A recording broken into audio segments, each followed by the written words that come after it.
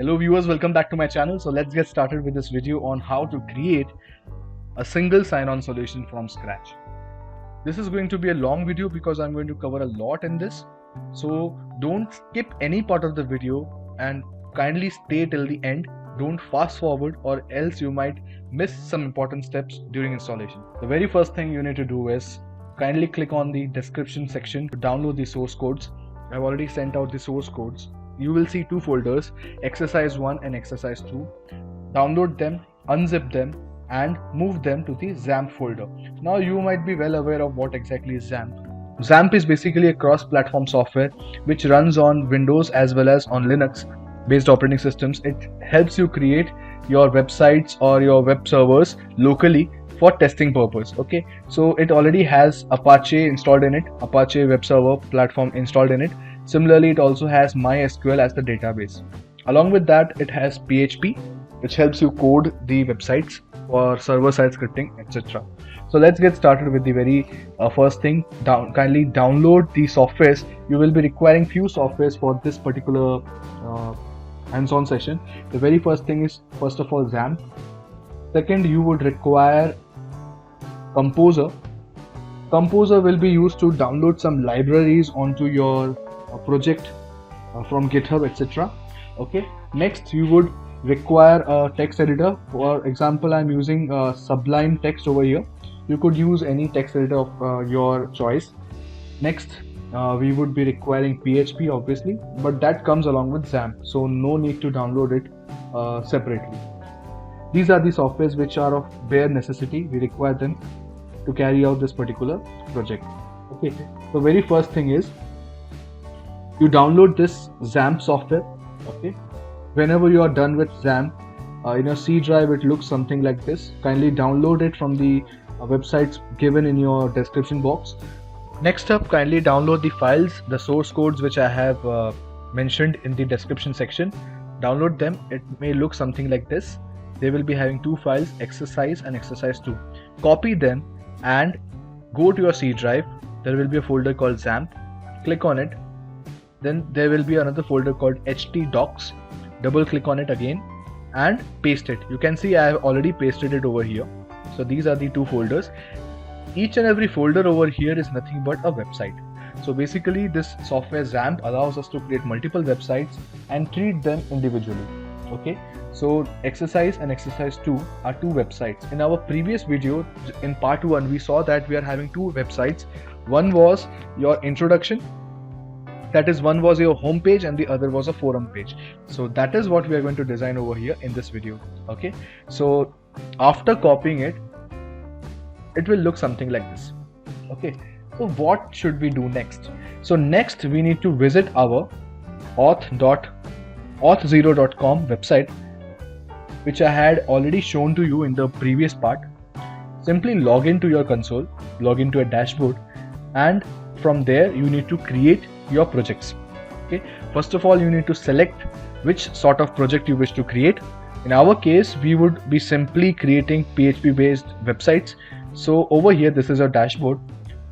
You simply need to click on this applications and then click on create application. As you can see, I already have 2-3 applications installed over here, so I won't be doing any changes over there. I will start from scratch. So click on this create application and select a regular web application. Give it a name. For example, I wish this website to be related to my subject ASSDF, Advanced System Security and Digital Forensics. So I will keep it something like this, ASSDF application, ASSDF app 1. Okay, and creating. So now we need to select which technology we wish to work on. So as told earlier, let's create a simple PHP based website. So click on PHP. So this will be your dashboard of your application. Okay, you can see we are having n number of things present over here. So now we have set up our first application on auth0.com. So our integration is yet left. What we need to do is we need to now create our backend. For that purpose, what we need to do is we need a software called as Composer. Okay, You can see in the description section the URL for that particular software. It's simple, getcomposer.org. You visit that website, click on download. So once you have installed Composer, you need to go to github.com. Why we are doing this? Because we need some repositories for our Composer software. We need 2 repositories, let me name them. The repositories are Respect Validation and Illuminate Database. We need to install them so that we can start with our project. So very first thing what we need to do next is kindly open your Sublime text editor and open the folder that was copied in your XAMPP. That is, open this folder exercise. Okay, so once it's present inside the Sublime text editor, what you need to do is you simply need to go to that path where this particular file exercise is present. That is nothing but go to C drive, XAMPP, htdocs, and then exercise. Over here, what you need to do next is simply click on this address bar and press CMD. Basically, you're opening the command prompt from within this particular path, nothing else. Okay, so now what we need to do is you simply type in composer space require space the library name, which in this case is Respect Validation. Copy this, okay, and this should be in double quotes. Paste it and press enter. It will take some time. Let it get downloaded onto your machine. I will get back to you once it's complete. So after a minute or two, just for the sake of saving time, I had paused my video. You can see that it looks something like this. Okay, so this particular file has been downloaded. This particular library has been downloaded from GitHub. So now let me show you what exactly I searched for. I searched for this particular library, which is called as respect/validation. Okay, this is the library we have downloaded just now. Okay, similarly we would require one more library, and that library is termed as this particular library, Illuminate Databases. Okay, so again you have to repeat the same process, but this time the library name is different. It is Illuminate Database. Again do the same thing, press enter, and then it will be downloaded. So let me go back to this particular file over here.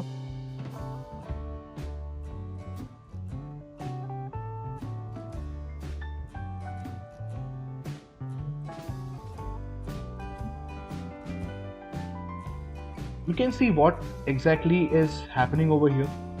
If you compare this file was not present before. This file has been created just now after I have done this entire process. So this composer.json file is getting created. Why? Because we are opening this composer file from within this location. The location is nothing but we had gone to this particular path and opened the command prompt within here. Okay, so that is why this composer.json file, you see this was not created earlier. You can check the time. The date modified is 8:26 and now it is 8:28. So it has been created just 2 minutes back when I actually performed this command in the command prompt. So these files have now created inside this particular folder which I have selected over here, right? So basically now we have created our backend. We already have our front end ready with us. Now we need to link both of them.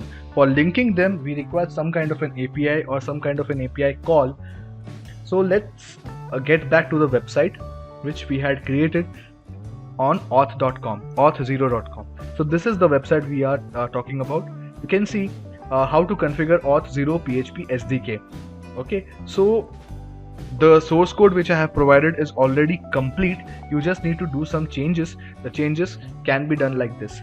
As I had told you, I have got this source code from this PHP Notes YouTube channel. You can check the particular YouTube channel in my description section. The entire credit goes to them. I am simply using their content to demonstrate how we can carry out single sign-on. Okay, so instead of these domains, you have to make some changes, because now according to your website the domain obviously will change. So this is your domain over here.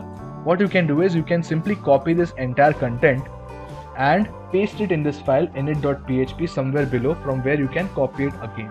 So you can see that these particular values have changed. Now copy this from here and paste it over here. We are basically replacing the old values with the new values. The client ID again has changed, because for every new project we will be having different client IDs. So paste it over here.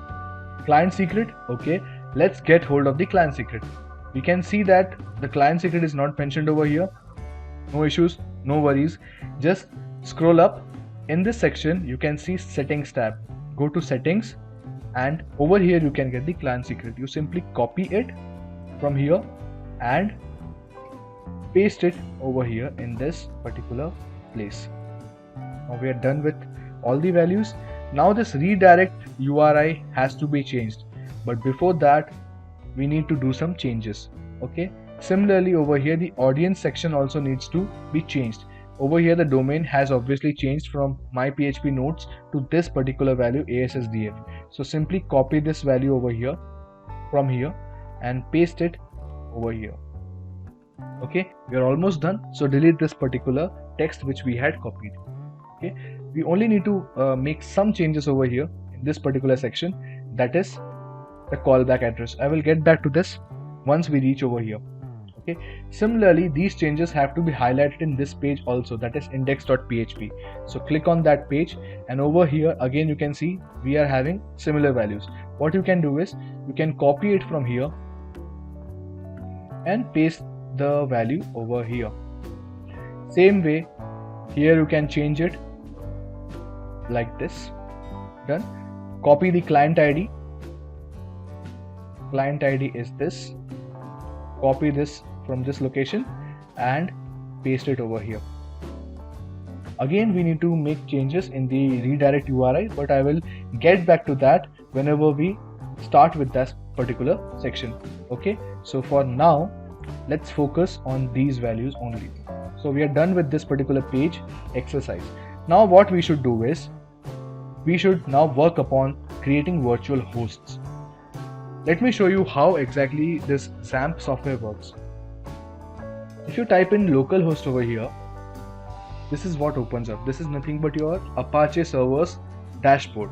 Okay, so now as I had told you that the XAMPP folder consists of multiple websites. So if I want to access this exercise website, I simply need to replace this dashboard with the name of the website, that is exercise. So if I press this, exercise website should pop up. This is how the exercise website looks like.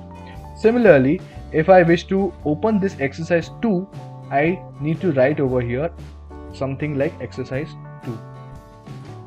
Now you see the previous one was forum and this one is home. So we can say that our websites exist on our server, but we are not yet connected with the database. So what we need to do is we need to make some kind of API calls from within this particular website to our database. We can do so with the help of these values which we had just now entered in our file, that is client ID, client secret, etc.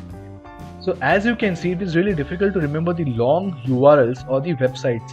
So in such a case we need to create virtual hosts. Virtual hosts are nothing but is a practice of running multiple websites from a single machine. Or we can say that virtual host is a mechanism by which we can run multiple websites on a single machine. In this case, I told you that we are having this Apache web server which is working on a local host, and we are having these multiple websites. So let me show you how we can call these websites with the help of some name. For example, normal websites are soandso.com, soandso.in. So we are not used to calling web servers or websites something like this, right? So we are going to create some virtual hosts with the help of which we can call the website as exercise2.org or exercise1.org. So let me show you how to do that. You need to visit your XAMPP folder, go to your Apache folder, Inside the Apache folder, you will have a folder called conf. Open that, go to extra and find this file which is called as httpd-vhosts. Open it and go to the extreme end over here, right? In my case, it looks something like this, but your file may be till this only, okay? Because I have made some changes over here. So what you need to do is you need to simply copy this particular text and paste it in your respective file, okay? You need to do this change, and once you are done, okay, you need to do this change also.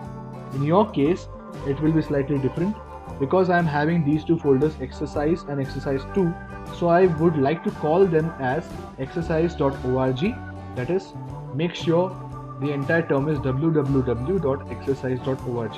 So basically, whenever I am typing this in my address bar, it should point to this particular location. This location is nothing but the local host where my actual website is present. I am not hosting it for the public domain, I am hosting it from my localhost machine. So I would like to instruct my computer to translate every such occurrence of this particular value on the address bar to convert that into this particular path. You're getting it? So next up is you need to copy this entire thing.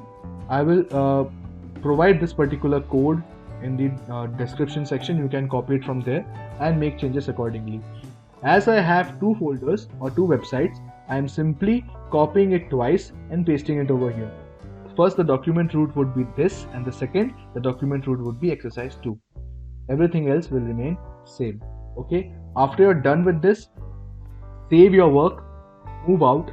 One more thing is left. You need to make changes to your system32 host file.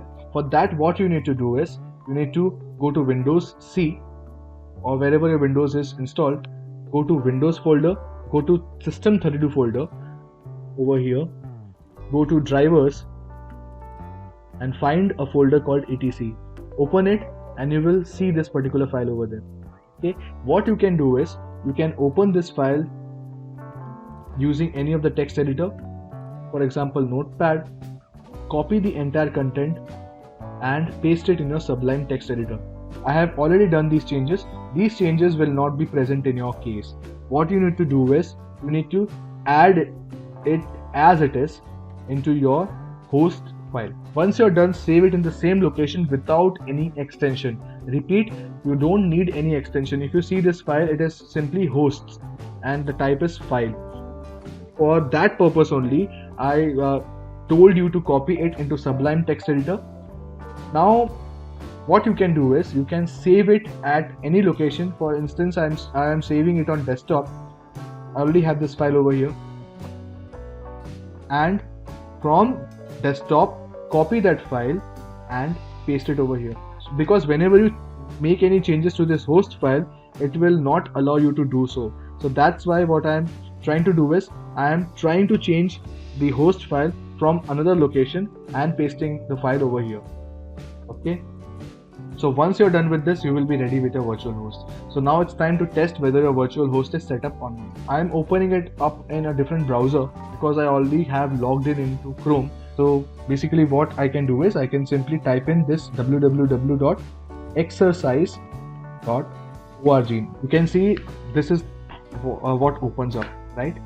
Similarly, if I want to check the other website, it was www.exercise2.org. Make sure it is case sensitive, I guess. exercise2.org. First website is forum, the second one is home. So now we are set up with our virtual hosts. Whenever I call this website, it will point to my localhost machine and not to any publicly hosted website, right? So now let's get back to our main code. You remember I had told you that we need to make some changes to this particular field. So if you remember, our virtual host is not exercise.org, it is www.exercise.org. You have to make sure that each and every word, each and every character is typed exactly in the same fashion. Okay, so now save your work, copy this piece of text from here as your redirect URL, go to the index page also and paste it. I already have done it. So one more thing is left. Keep it copied. Go back to your auth0.com, and in this section you will find something in the settings tab called as callback URI. So go there and paste whatever you have copied from your code. Okay, scroll down and save your changes. Doing this will create a redirect path to our website. Whenever we click on these buttons after logging in, that particular website will redirect me back to my localhost server instead of going online or going public. Okay, so let's just check out whether our code is ready or not. We have done with 90% of the task, only 10% of it is remaining. Let's see how it goes. So simply click on this exercise.org. Right now we have set up only one of the websites, one of them is left. If this works out well, we'll check that also. So sign in using this particular button over here. When I click on it, a tab will open up. It will ask me to log in to my ASSDF app 1. Why this? Because that's what is the name of my application. So once I click on that tab, this is what opens up. You can click on sign up. I already have my account over here. Once you sign up, you will receive an email from auth0.com. You need to verify your activity, and then you will have an account with auth0. So my account which I'm using for demo purpose is this. I have this account for demo purpose, so simply copy it and I will type in my password. I can't share it with you, sorry. So after typing it, simply click on login, and once you click on login, if everything goes well, if everything is correct, yeah, I see something like this. I have not worked upon the CSS yet. This is basically what is displayed whenever the user logs in. You can obviously do some changes in this particular piece of code. This is nothing but your index.html code. So you can make some changes. Just have a look what is happening.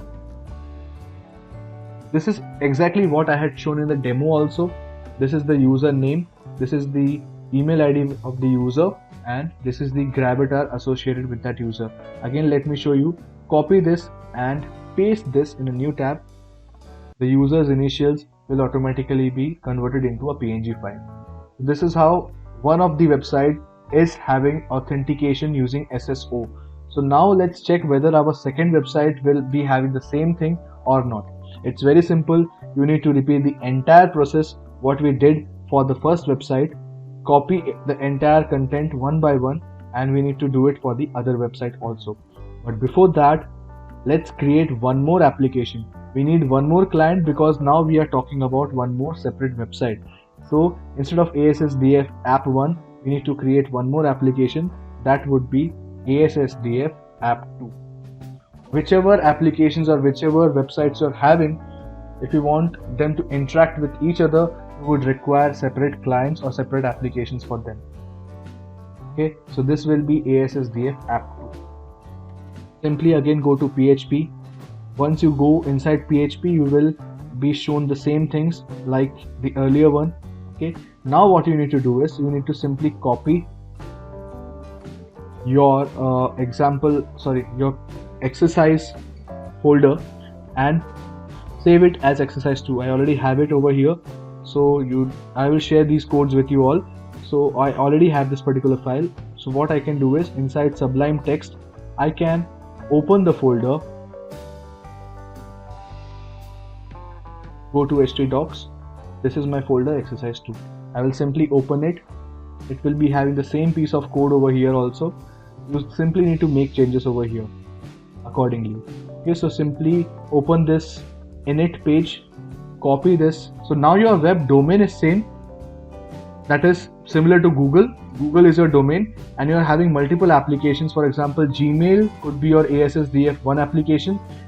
Your Google Drive could be your ASSDF2 application. So these are basically different applications, but their domain is same, that is Google in this case, for example. So simply copy this entire thing over here from your first exercise file to your second exercise file. Okay, now the domain is same. Only thing which is going to change is your client ID and client secret. So for that, you can visit this auth0.com, copy the client ID, and paste it over here in your new exercise 2 file. Okay, client ID is pasted. Again, what is left? Obviously this part will be left. This is www.exercise2.org/callback. Again, copy this from here and paste it over here. Right, this is done. One thing is left, client secret. So for client secret, you know what to do. Again, go back to settings and copy this. Go back to your text, go back to your basically code and paste it over here. Place of. Okay, we are done with this. So again, copy this client ID. We are going to require it in this particular index.php also. Go and paste this client ID over here. Similarly, one more change needed. This particular thing has to be copied. I hope so you are getting what we are trying to do. This is a lengthy process, but the outcome is very fruitful. Okay, so again, do this same thing. Exercise2.org, copy this,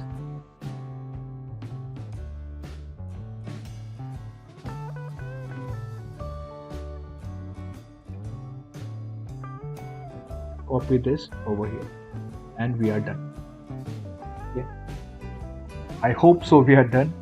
We are still left with one important thing. I'll show you whenever we face an issue. Okay, so now let's log in to www.exercise2.org. Sorry, exercise2.org. When I click this, this is what opens up. If I click on this auth0, what should happen? Will it ask for any authentication? Let's see. If I click this, it will redirect to my page, but something is wrong with the callback URL. I guess we missed something. What is that?